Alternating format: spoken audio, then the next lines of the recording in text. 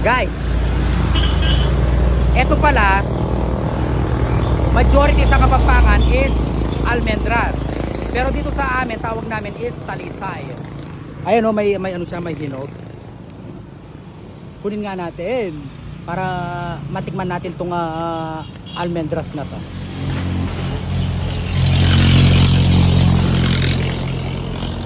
Ito, matagal na akong hindi nakakakain. Sa Kapampangan is almendras. Pero sa amin, tawag namin dito is talisay. Amazing. So, tikman natin guys.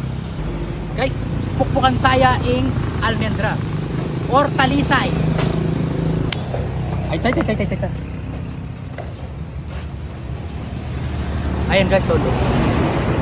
Aw, yan yung lamana. Ining maputi na yan. Alamit na siya ata. Alamit na siya guys. Pero try tayo nga takmanin nga malatin. Diyos ko, kagabon na pa mo. Awan eh. Ano talaga siya guys? Nuts. Parang pili nuts. Ayan oh. Yung maputi nga yan.